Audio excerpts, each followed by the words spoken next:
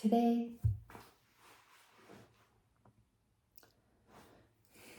good morning. It's Lisa with Lisa Heal Yourself, and today I want to talk about trauma. So I am experiencing severe levels of re-traumatization, actually, which is interesting because I have done so much trauma work. I feel like I understand trauma and how to heal. Yet, with everything going on in the world right now, this is hitting my deepest core traumas. So I want to talk about it because I'm feeling a lot of it. So I think it's important to break down what's happening with me so we can see how to move forward, right? And learn from my examples.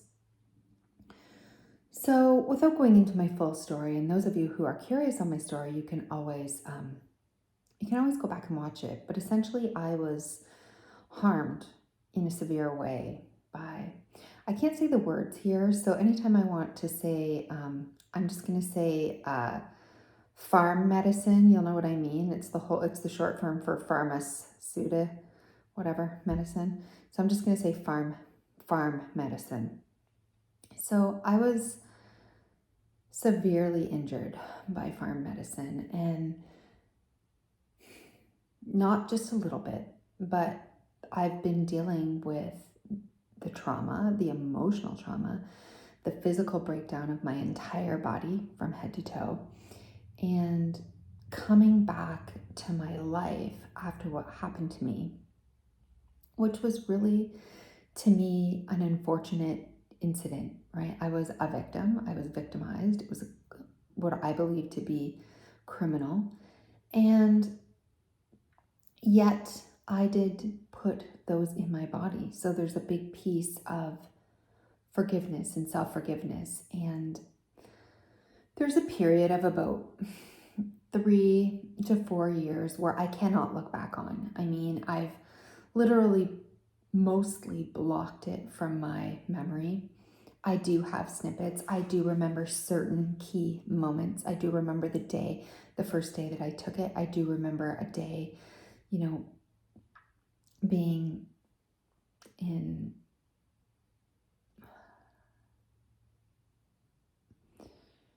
I do remember many days. I remember terrible days where I was desperate and pleading with doctors. I do remember times when I was in detox clinics. I remember times when I was in mental institutions. I remember times when I was in my doctor's physical office and hospitals. I remember the time I left my children. I remember the nights just horrifying crying. I remember the second to second feeling of being burned alive, head to toe. I remember the moments of wanting to kill myself. I remember the days my husband had to peel me off the floor, I remember so much, and yet I try to forget all of it. It's a really dark period in my life that words can't do justice to. It was so dark. It was so overwhelming. It was second to second, millisecond to second, suffering, complete and utter physical, emotional, spiritual suffering on every level, to the point where I didn't know how I would live. I didn't know how I would survive. And my life was reduced by living second to second. So there's several things I want to talk about here. There's several points to make about this story.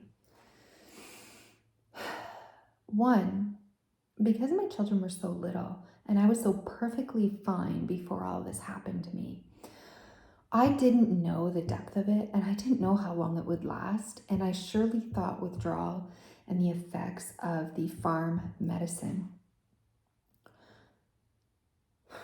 would wear off, would not last more than weeks, and then months, and then, a year, and then years. I had no idea the depth to which it could go and the length and duration that I was about to suffer.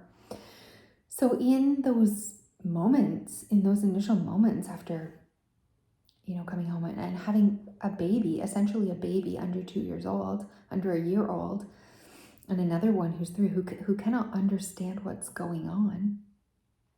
3, 4, 5, I made a choice in that moment to not let my children know that I was sick, to not let my children know what was going on, because 1, I didn't understand it myself. 2, I had no words for it. I was completely and utterly traumatized. And 3, I just didn't believe that it could go on the duration of time that it went on. So I didn't think I would have to hide it for that long. I thought someone was going to swoop in and save me. I thought I would be able to get the help that I needed from the doctors. I thought that the body, because I'd never felt anything like that, was incapable of feeling those levels of pain for extended periods of time.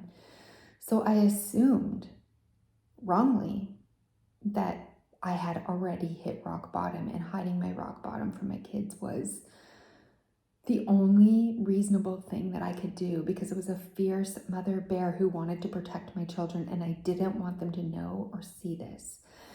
So in hiding this from my children, I also had to hide it from the world, other people, because I didn't want them knowing and saying anything to their families or their kids and having it get back to my kids in any way. So this hiding, this deep hiding, was where I fragmented, right? I really and truly fragmented into pieces, but I fragmented into 2 distinct pieces and many, many shattered pieces. One was the person who was completely overcome with suffering and who was helpless and hopeless and did not know if I was going to be alive. The other part of me was the protector part, the part that wanted to protect my children, my family, and my reputation up until this point in my life. I wanted to protect the previous 35 years of my life, which were amazing, loving. I felt like I was an amazing mom. I felt like I wanted to protect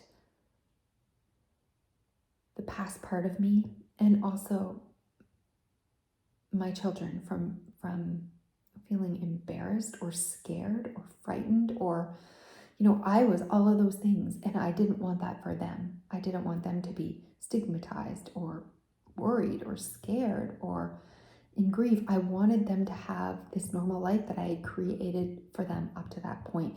And I truly thought that this was a blip, that this would and couldn't go longer than 2 weeks, 4 weeks, a month, 3 months, 6 months, a year. I didn't know then, right? You can't know then. So I chose to hide it. So how did I hide it? Only with fierce and utter determination. Okay, so I had to fiercely draw the line that I would not let anyone know. So of course I couldn't hide it from everyone. I had to confide in my husband. He knew all the darkest parts. My father, some other extended members of my family who early on stopped asking me how I was, didn't really understand, and in my mind completely abandoned me. So I was left with my dad and my husband to really help.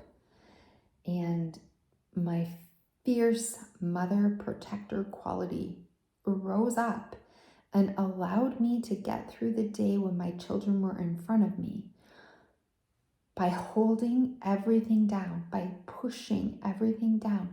I could barely talk. I couldn't speak. I was going into the other room, going into showers, shutting the door, bawling my eyes out, turning on the dryer to make lots of sound, screaming. I'd go for walks. I would do whatever I could. I would put them in daycare. I would do things but when they were in my presence, even if I couldn't speak, even if I couldn't talk, even if I was basically hanging on for dear life, I somehow functioned and fooled them. I somehow was able to do it. And I can only say that it was an act of will. It was an act of God. It was a fierce protector part in me that rose up and would not be denied. It was not going to succumb to. It was the one part of me that held on.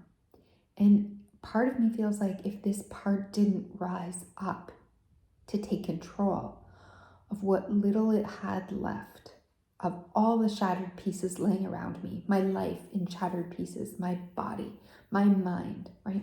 Everything, that I wouldn't have survived. I wouldn't have made it, and neither would they have. So this protector part, this hiding part, this don't let anybody see part, really helped me. It was the part that hung on and bit down, is the nail biter part that allowed me to make this promise to myself and keep going and not let this affect my kids. And I can only say that that part saved them, and partly it saved me. But it hurt me too. It was very damaging because the part of me, the damaged part of me, needed to fall completely apart. It needed to cry all day long. It needed to be taken care of all day long. It needed to integrate the trauma and try to feel what was happening to me every step of the way and do all the work. It needed basically to be all alone so that I could writhe in pain, scream in pain, cry all day long. It needed to do something that I couldn't do in society. I just knew I couldn't do, or I would lose everything. That I would lose my children, I would lose my life, I would lose everything. And I almost did lose everything, but that I would lose the only part that I was holding on to, that my children might be taken from me, that I would be locked up in an institution forever, right? I knew I couldn't let that happen. So I held everything that was already falling apart inside. So I didn't let myself scream, go crazy, writhe on the floor. All the things that my body needed to do, all the things that I needed to do. I needed to cry. I needed to be taken care of. And I did cry a lot. I did cry a lot. But I needed to be in that moment. And who knows, maybe something higher knew better, that if I did fall into that moment, I would never climb out. I would never reemerge. And maybe I would have killed myself. Maybe I would have, I don't know. So it was a part that saved me, but it was the part that held everything deep inside. And it's why I still have trauma buried deep inside me from that dark period that was never able to rise to the top, because I knew it wouldn't be accepted, it wouldn't be tolerated, it wouldn't be allowed, it would be frightening for my children. I felt like it was the only last piece of me holding on to any semblance of a life before I knew without that. And I just knew that I had to hide it from the world. And so that's a lot of pressure. It's a lot of pressure on a person who's already extremely vulnerable and weak and sick and ill and incapable, right? It's a lot of willpower. It takes a lot of energy, a lot of determination to hold it down and to hold it in. And so even though I've done a lot of trauma work and I've engaged with a lot of the inner work that needs to happen, there was so much suppressed, so much repressed, so much pushed down. Even now, I can just feel it. I can feel how heavy, just even reliving this little tiny snippet for you right now, right here. And this is just like the tip of the iceberg of trauma. So if we think of an iceberg, the big mountain, it looks like the iceberg that comes out. You're seeing the very tip of what I went through. And underneath the water, like all the way down, is this huge, giant base of the glacier, right? It just goes on and on. So you're seeing a very tip, and everything else was buried, was down. And so even though I've done the work on the deep, deep, dark parts, to the point where I've done the physical work on healing my body, I've done the mental and emotional and spiritual work on healing my trauma, healing everything to bring me back into wholeness, to bring all those fragmented parts back into the whole being. I still have a core part of me, that core part that was pushed deep and could be saved by no one, and the part that felt completely alone, the part that felt I couldn't share it with even my husband or my dad, that deepest fear that I would be abandoned, locked up, forced against my will into an institution where they would force feed me these farm meds. And I was terrified. And this deep trauma of everything that I've been through is still coming up in bits and pieces. But with what's going on in the world right now, I feel like it's re-traumatizing me because it's hitting my exact deepest trauma where I'm afraid.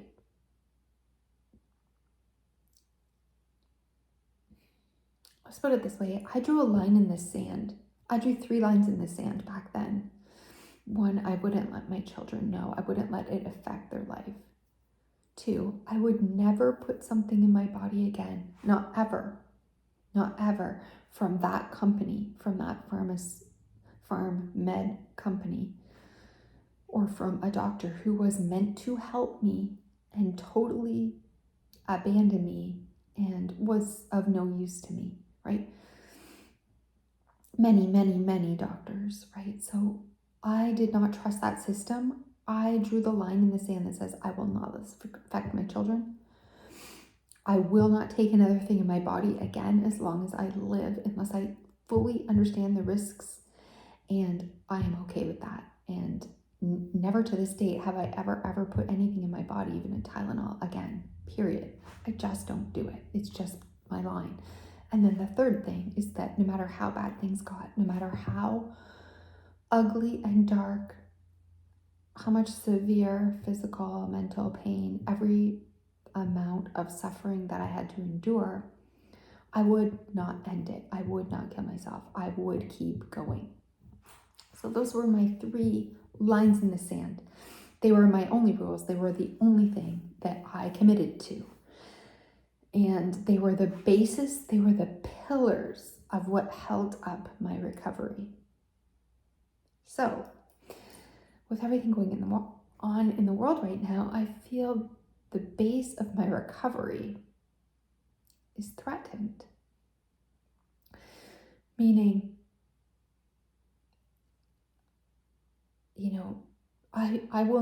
I cannot put this in my body, what's being asked right now in the world to do. And so I'm feeling like people are, it's hitting my trauma because I feel like people are not asking. It's not a choice.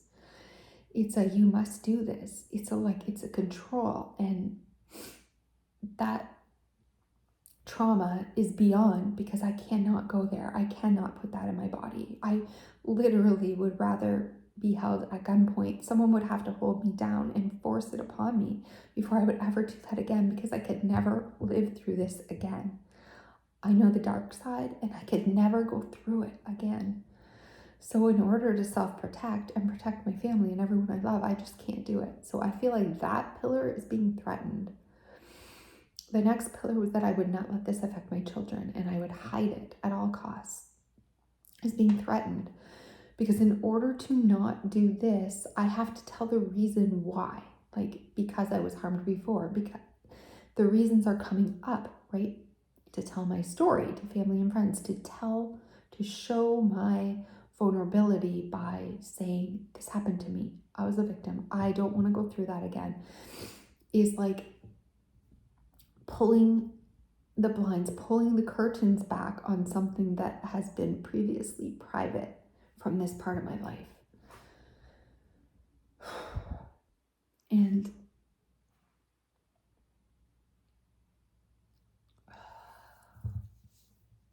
so I've spent a lot of time crying over the last weeks. I'm really angry with people in my life, with governments, with the people closest to me, like my husband, my father. because they don't believe the same thing I do. And it makes me feel less than. Like, how could these people, especially the two people like my dad and especially my husband, who witnessed, who was the only witness to what I went through, how could my story not matter? How could the near decade of the loss that became my world not compute, not matter? And for this person that I love, who's always been there for me, to be trusting of what's happening in the world and saying, I've got to do this, right? He never would push me to do it. But just the fact that he would makes me feel invalidated, makes my story feel invalidated, makes everything that I went through feel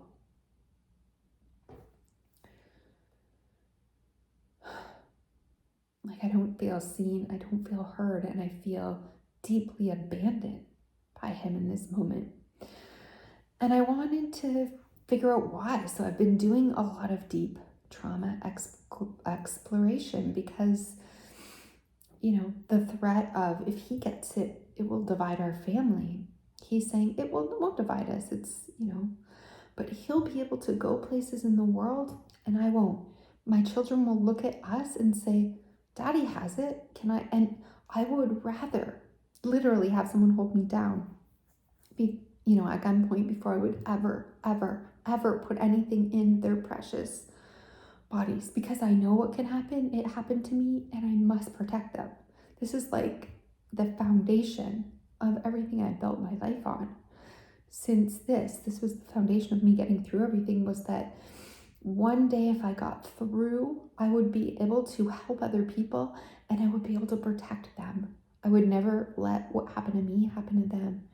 And I feel like if my husband, gets this, it will confuse my children. They'll be like, well, Daddy did, and now he gets to, go to restaurants, to go into sports arenas, to do things, and I want to do that too. So if he did, I'm going to do it. And I feel completely threatened, like unsafe in the world. And that's why all this trauma is rising. I feel completely unsafe and helpless to protect them if this happens.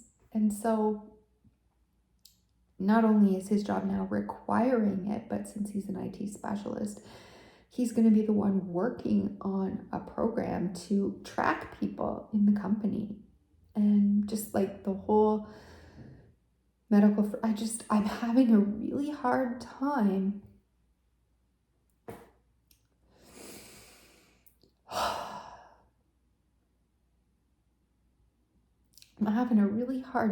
because I believe so strongly that medical freedom is so important and that it's so wrong to hire or fire or track people, or all of this dogma and tyranny in this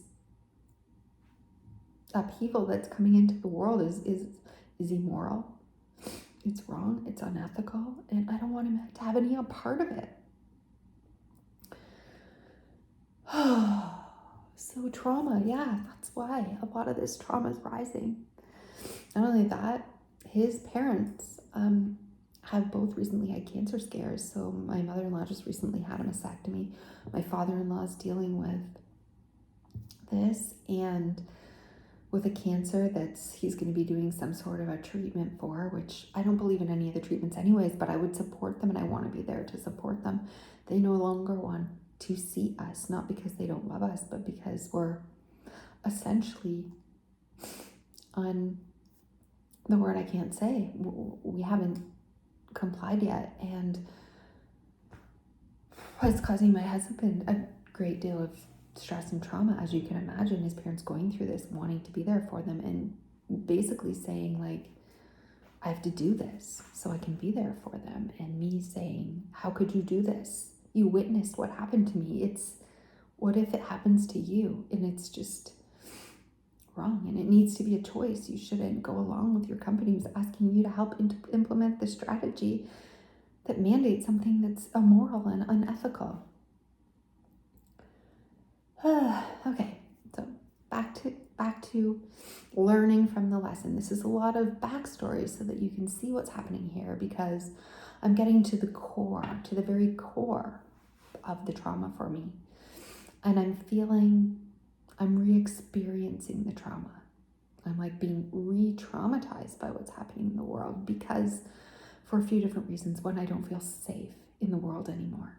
I feel threatened. My nervous system feels turned on. Like I need to scan. I need to run. I need to hide. I need to protect myself and my children, my family from having something forced upon me that I've already drawn a line in the sand that says I can never do. So I feel threatened, right? My sense of safety in this world that took me a long time to build back up is feeling threatened. Number two, I feel disconnected from the one supporter that I had in my life, my husband. I feel like his having a different opinion than mine is causing me to be re-traumatized in a way that I feel abandoned. Because when friends, family, co-workers, acquaintances all left me the first time, I felt so alone and so abandoned. And having my husband there for me was my one safe place to fall. But now that it feels like he's on another side than me, even though he just believes a different thing and he's going to be making a different choice, it feels like abandonment. It feels like deep abandonment. It feels like my deepest triggers. You know, a trigger is nothing more than something that happened in the past, a trauma that happened in the past, something traumatic that happened that has no resolution. Okay, so there's parts of me that experience something traumatic with no resolution, but I was building resolutions in so many areas. But now with him, it's feeling like a re-traumatization because I'm unable to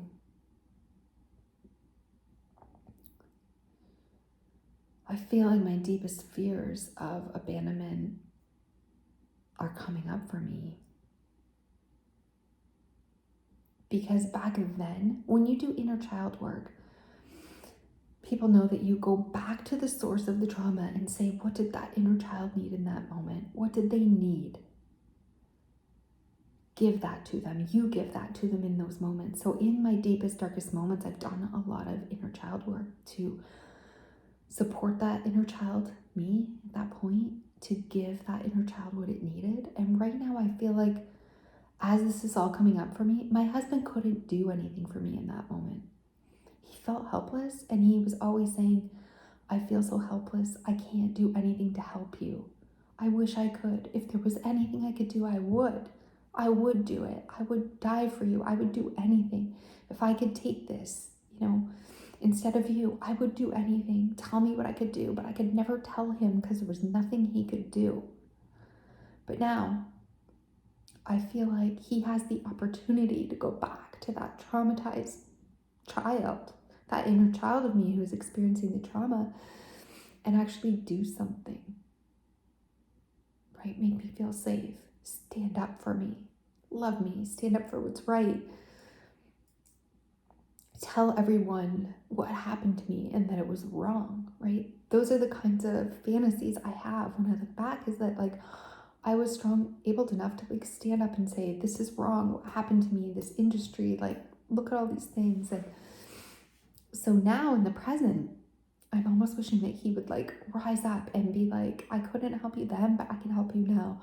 I can do what's right. I can stand behind you. I can have your back. I can show you I love you by never letting that happen to you again or anyone in our family, and I'll help you protect yourself and me and the children, and I believe you and I know what you've been through and it matters to me.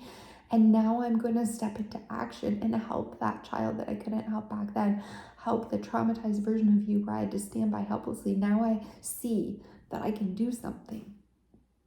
Now I realize that it's not his job to save me. This is where it gets tricky. Because although I want him to do that, I want him to tell his parents, hey, we can't do this. Because look what happened to my wife. Look what happened to my family. I want him to stand up to his work and say, I can't be a part of this. This is unethical. This is wrong.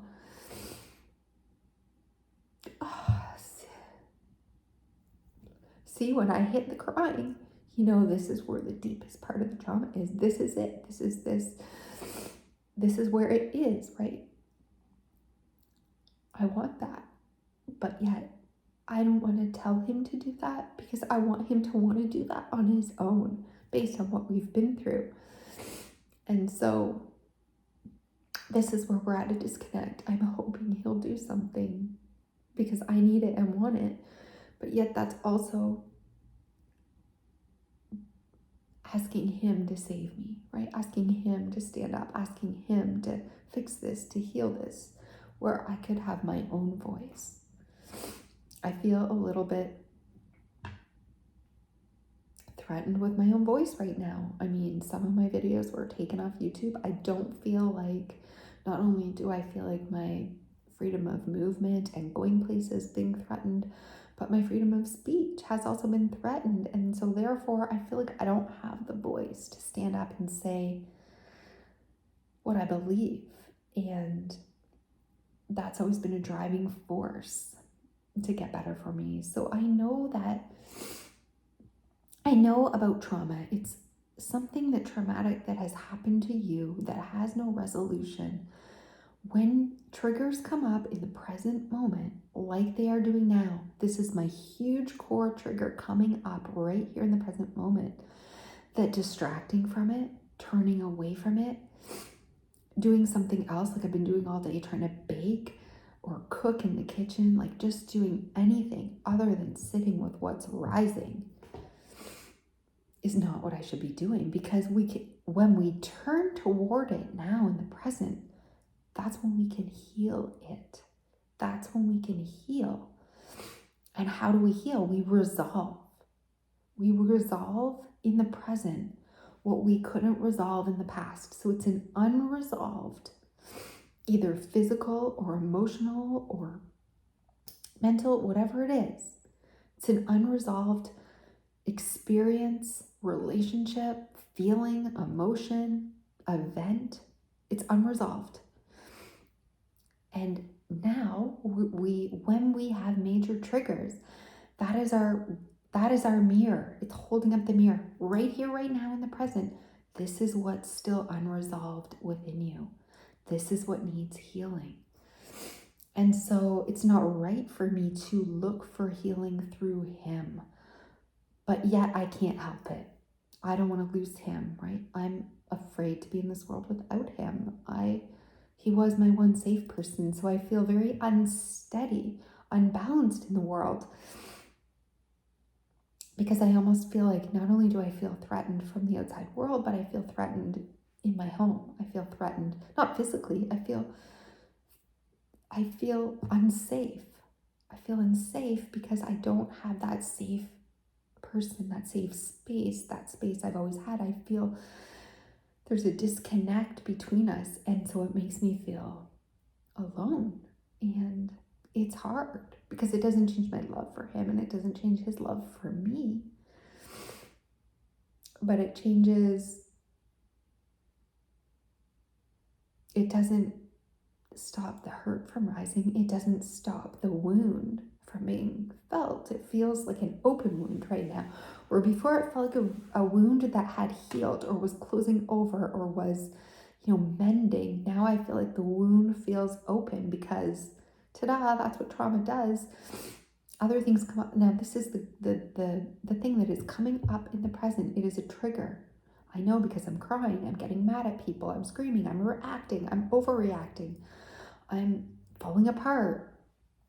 This happens when you're completely triggered. It means that something in the past is unresolved, it's coming up in the present, and rather than distract from it or suppress it or push it down, which is what I always did, it needs to be resolved. And the only place I can resolve it is in the present.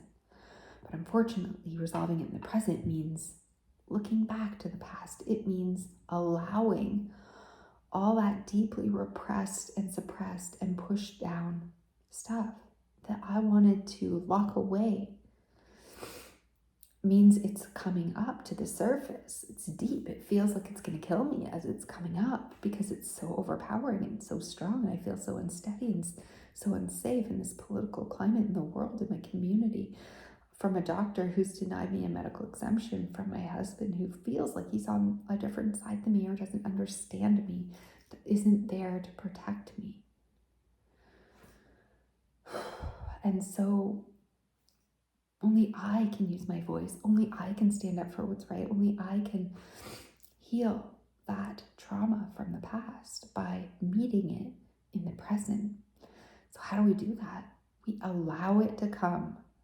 We say, I'm strong enough to sit with this feeling, this overwhelming feeling, this physical tension, this migraine headache, this physical knot in my stomach, the tension in my shoulders. I'm willing to sit with all the physical sensations that are arising. I'm willing to sit with the emotions, the heaviness of them, the grief, the heartache, the anger, the helplessness, the hopelessness, the fear. Rather than run from it, rather than turn from it, rather than react or respond to it, I'm willing to sit with it. I'm willing to look at it. I'm willing to allow it to be felt and to be witnessed and to be seen by me right now, because it wants to be seen now. I pushed so much of it down, right? In order to protect myself and my children, I had to. I felt I had no other choice. And it's like, hey, you ignored me. You pushed me away. You made me be strong. You made me be okay. You made me put on a brave face. You made me do all these things when I couldn't. And I don't want to do that anymore. I want you to see me. I want you to apologize for doing that to me. I want you to hear me now. I want you to let me cry. I want you to let me have my voice. I want you to let me fall apart. I want you to not hide me from the world. I want you to not pretend it's not happening. I want you to admit what happened. I want you to show your face. I want you to realize that you don't need to have shame over this. Right? All these parts inside me that I pushed down because I felt like they would be abandoned and they would be judged and criticized and they would be left and they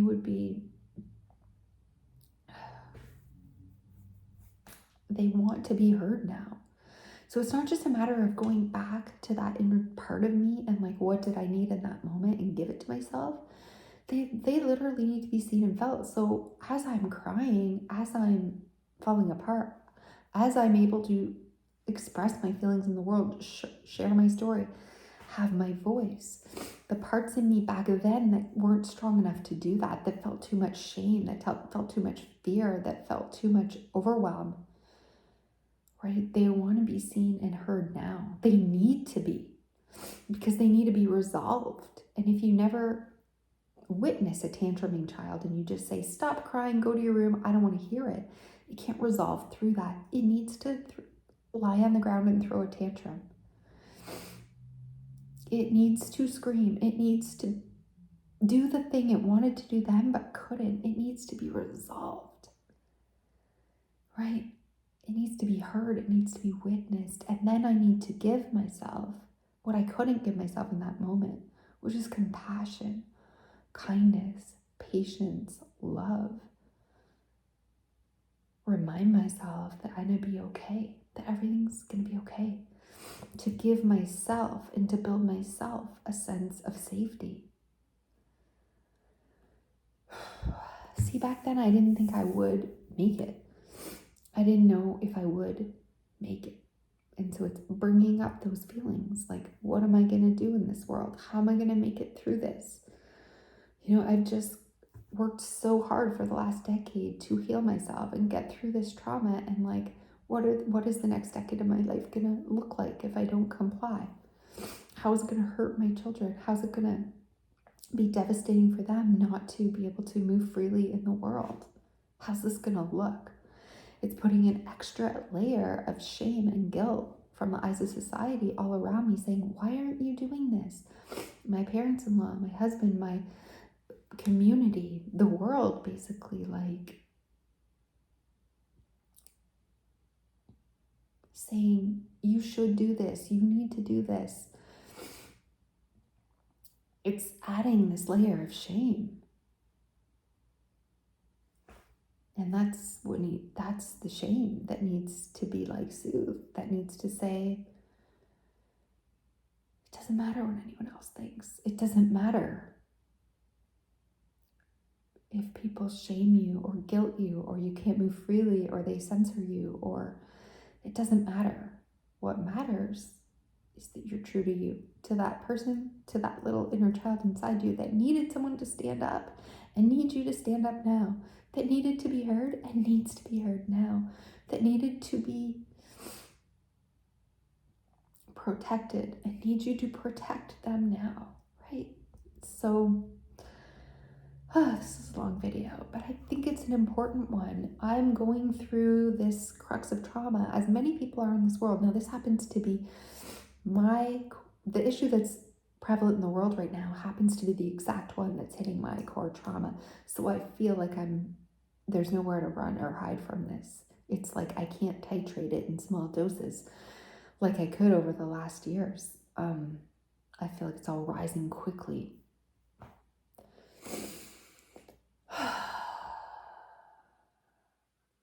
So then we take a breath, hold,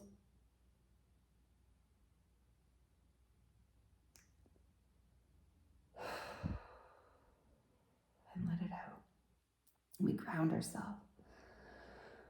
with breathing. I'm safe.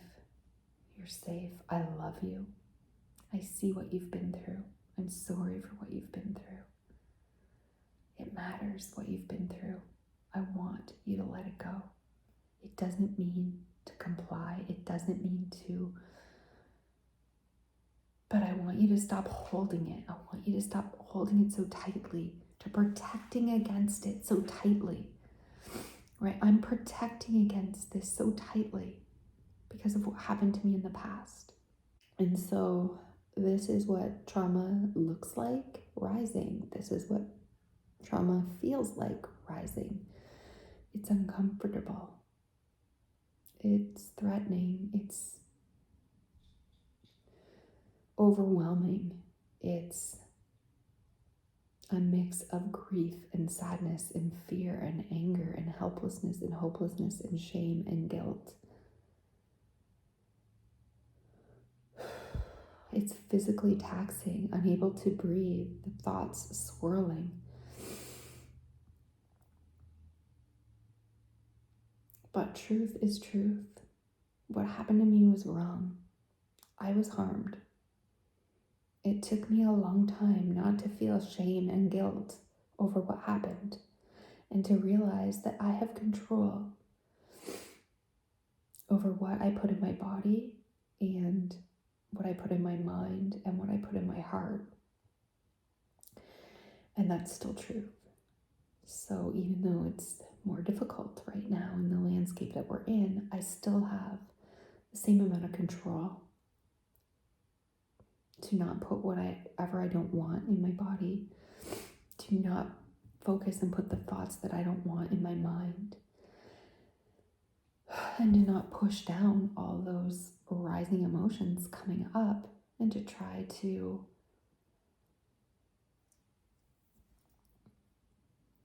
just turn away from them, reject them, push them back down, right? I still have the same power that I did before this, but it's harder to recognize when trauma is rising because you feel so unstable. You feel so, your center feels off, your balance feels off.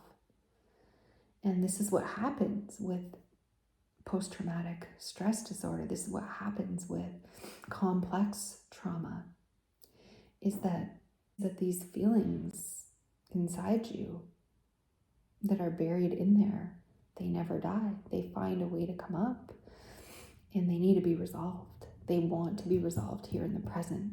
And so right now I'm finding it hard to resolve in the present with everything going on, with the pressure from the outside world, with the disconnect with me and my husband, with the not feeling safe anywhere right now. The sense of safety lost. It's feeling very like a re-traumatization. And that's the thing with post-traumatic stress disorders and complex stress, is that they're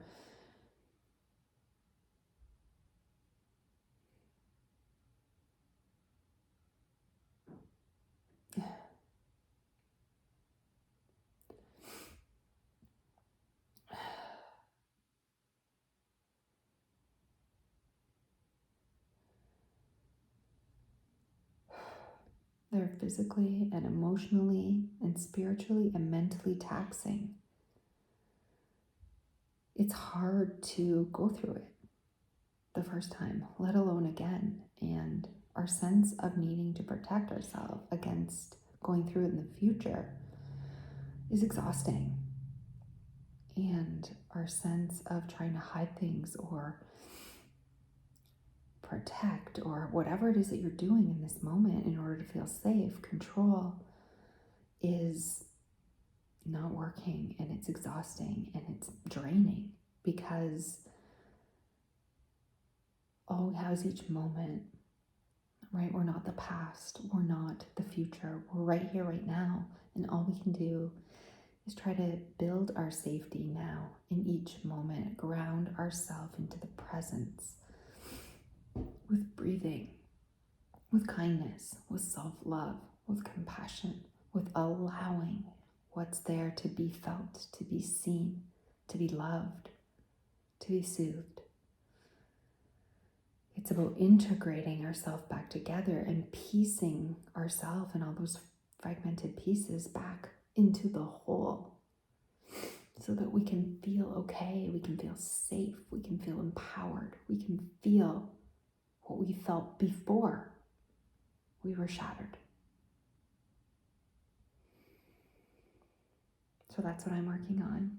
And I hope this video has been helpful to you. I hope seeing it from someone else's point of view gives you insight, maybe helps with your own situation, helps you understand trauma a little better, and knowing that this is part of the process. Resolution, we can't resolve something unless we look at it, unless we see it, unless we feel it. But we can't stay there forever. We want to resolve it in a way that feels like it's completing, like it's just not open-ended. So we want to look for a resolution that allows us to see, feel, and then give ourselves love, kindness, compassion, a sense of safety, security, and